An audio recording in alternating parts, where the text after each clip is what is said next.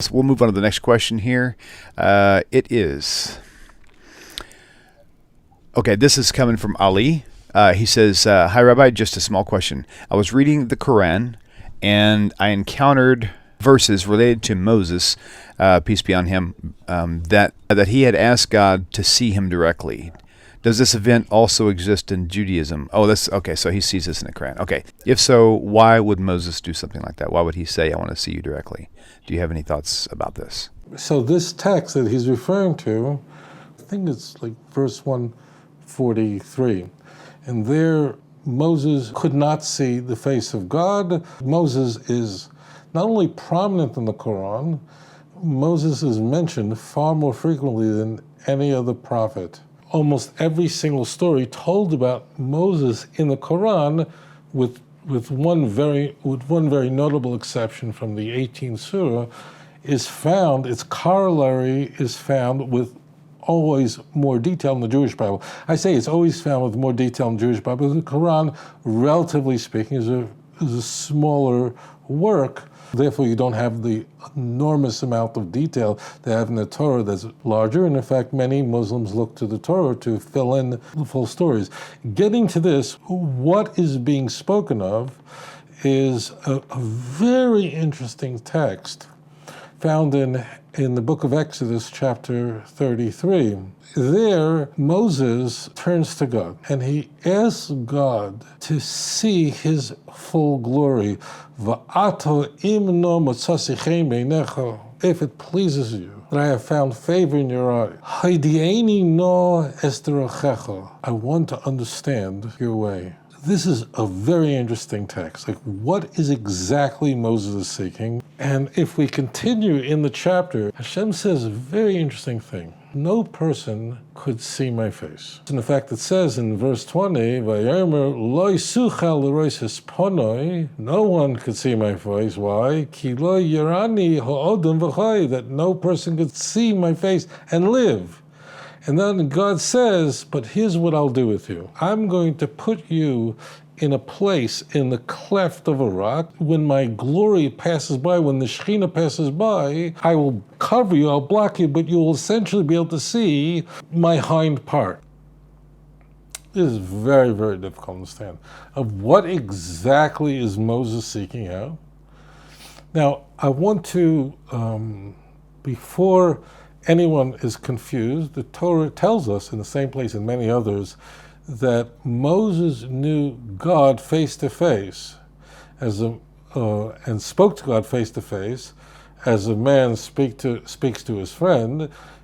It's not referring to face in the conventional sense, but it means there that while other prophets, when they received their prophecy, went into an unconscious state, and in that unconscious state, they were able then to hear their prophecy from Hashem, or God would convey to them a message, but it was through an angel, through a messenger, or God would show them a hint of something where they can apprehend what God is conveying to them.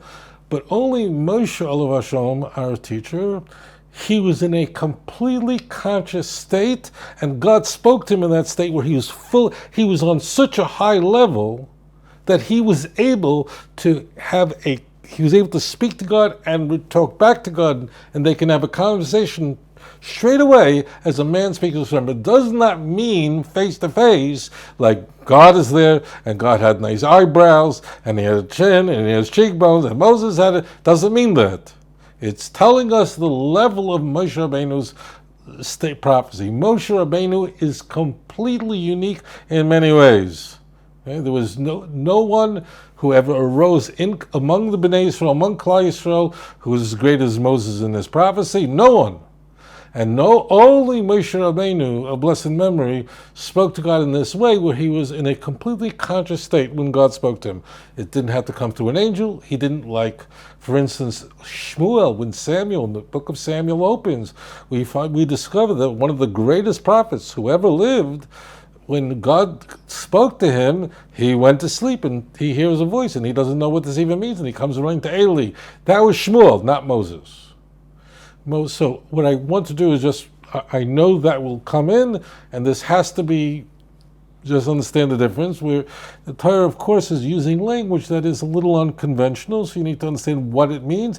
And incidentally, what I said to you is not some big mystery. All I did was, you just look at the context, and we can see there what is being conveyed. There's nothing fancy going on here. So now Moses is seeking to see the face of God, the glory of God. And God is saying, nobody can see my face and live, but I'm going to put you in such a position where I'm going to pass by you and you're going to see my... What does that mean? Like, what did Moses want? And what did God say? You can't do that. No human being, no mortal can ever do that, but there's something else you can do, and I'll show it to you. So, first of all, what did Moshe Rabbeinu Olav Shalom want? What was denied to him, and what was given to him? What's going on in Exodus chapter 33, okay? But don't confuse that with other texts. As we're told in the Torah that when Moshe Rabbeinu told the children of Israel, you saw the smoke, you saw the fire, but you saw the voice of God, but you didn't see any image. So be very careful with the language. Now let's go back to what Moshe Rabbeinu was asking. This was a very, very difficult time. I hinted to it earlier. This is immediately after the Egel Hazov, the catastrophe of the golden calf. I'm not going to go into it. It's not directly germane, but it was a massive crisis where a group of we'll call them Jews, the children of Israel, numbering in the thousands, as many as 3,000 people, were replacing Moshe because they thought he was gone. And then there was an Erev Rav who ignited. It was a disaster. It was a very, very bad situation. You're all familiar with this. I hope you're familiar with it from the book rather than the movie, because the book is much better than the movie. The Almighty, when he informs Moses of what's going on, because Moses is already on the mountain receiving the luchos from Hashem, what are called the testimony, the edus, what we call the Ten Commandments, the tablets from Hashem, he is informed of this horrific situation on the mountain. As you can imagine, Hashem is willing to start all over with Moses. A very, very bad situation, very bad. Moses is acting in a way to reason with Hashem that, in fact, the nation should not be wiped out. And I'm not going to go into it. The key point is Moses at this, it's very important to know the context. Moses wants to know, I want to know the plan for the future. This is where HaKadosh Baruch Hu stands outside of all mortal creation. In that, the Almighty created light immediately, right away, the first day. God created with light, we know today, he created time. The Almighty is not bound by his creation. It means HaKadosh Baruch Hu has full foreknowledge of all time in the future. He gives us free will, but he has complete foreknowledge of what's going to happen. He sees tomorrow as if it's today. He is Shochein Ad. He rests on eternity. Isaiah 57 verse 15. No person who is constrained by the physical body could ever see the future. And Moshe Rabbeinu was not asking to be a god, heaven forbid, but Moshe wanted to know, what is your plan? Show me your face means I want to know what's going to happen, how is this going to unfold. In fact, those are his exact words. He says, Ato, now, imno motzasi chen benecha, Moshe Rabbeinu is speaking, if I have found favor in your eyes, haidi'eni no es derachecha, show me ways. I mean, show me the future. Please, I want what's going to happen here? What's going to happen? The children of Israel weren't supposed to be in the wilderness for so long. The walk from Egypt to the Promised Land, it was an 11-day walk. It turned to a 40-year march in the wilderness in circles. And Moshe Rabbeinu is asking Hashem, essentially, show me where this is all going. Show me. So the trauma is looms very large here. As I explained to you, that this aspect of knowing the future, of being outside the boundaries of light and time is not possible for any person, even Moshe Rabbeinu. Even someone as high as Moses, who was, in a sense, closer to Hashem than any other prophet. His prophecy is the highest level of any prophet. In fact, that's one of the 13 principles of faith in Judaism. Lo suchal lirois esponai, no person could see my face.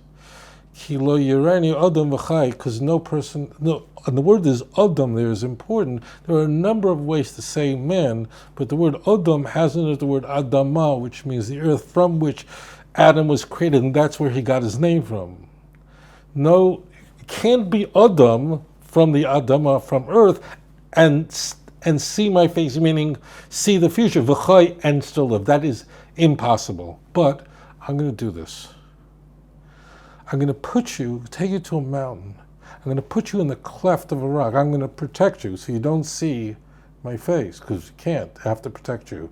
But you're going to see my glory, my hind part, pass by. What is he showing? I remember when I was a little boy, one of the most striking memories of my childhood was when I had to go to bed at night. To this day, I had to be in bed at 9 o'clock, lights out. And frankly, for me, it was a very scary time. I felt very frightened. I remember the room was dark. Grew up in Brooklyn as a kid. You hear the sounds of cars going by. It was very frightening. I was alone. I didn't know if there was some monster hiding in the closet. I didn't know if something was there. What will happen to me? Will I wake up from the sleep? How will I fall asleep? I remember as a child, one of the most striking memories, and of course memories that remain seared in our minds are very frequently traumatic, was as we had, I don't know if they use this anymore, they had Venetian blinds. They had these slots that went across, and you can turn them so the sun is blocked or not, so they were open. And as cars drove by, this was Brooklyn, so as cars drove by with their headlights on, I could see the lights moving across the ceiling of my room. It was a very frightening thing. So you saw lights going across, I saw lights just moving, because as the lights moved and through the Venetian blinds, they moved across my room. I was terrified. There's something under my bed. There's something in my closet, and I remember just laying there staring, with a considerable amount of anxiety. But then I would hear a noise. I would hear a noise of usually my mother. She should be well. A pot would move in the kitchen. I'd hear the clanging of 2 glasses. I'd hear washing the dishes or whatever she was doing in the kitchen. And normally these noises are not particularly welcome, but to me, this is how I would fall asleep. I needed to hear the noise that my mother was there. As it turned out, that noise from the kitchen brought me comfort. Mommy's there. And that's what HaKadosh Baruch Hu is conveying here. He's saying, look, I can't take you down that journey. I can't show you the future. Not possible. But I know you're scared. I know it's a very scary moment. But I want you to know that I'm always going to be there with you. This, of course, should echo for you Exodus chapter 3, verse 12. Well, Hashem says to Moshe, I will be with you. I will always be with you through everything. I'm there. Just know that. I can't show you the future, but you got to know that I'm there. Things could look very dark. It could be a bitter finster, a bitter darkness. And it could look like there's no hope. You might feel like this is all going to come to an end. How could it be possible that all the promises you find in the Torah could be fulfilled? How is it possible that the promises that Hashem made to Abraham, Isaac, and Jacob could possibly unfold in the darkness of Auschwitz, in the darkness of... How is it possible? How is it possible? It's hard to understand. It's so dark, so many enemies. The lives of the children of Israel are so filled with challenges. Hashem is just saying, look, I'm working behind this. I'm there. I'm there. In fact, I'll let you hear see my glory somewhere. I'll shield you, but you'll see my glory pass by. That means just know this, that I'm always there with you. And therefore, and that's what HaKadosh Baruch Hu did. To let Moshe Rabbeinu know, and this is a promise that Hashem is going to reveal over and over again, just know that I'm there. You may not see me, I'm behind the scenes. You may not understand why I'm doing this. You may think it's a terrible situation. In the big picture, you will understand why it was necessary. I'm always there. And that's what we find in the Torah in Exodus chapter 33. Anyways, I thank you very much for your question. אדון עולם אשר מלך בטרם כל יציר נברא לעת נעשה בחפצו כל אזי מלך שמו נקרא ואחרי ככלות הכל לבדו ימלוך נורא והוא היה והוא הווה והוא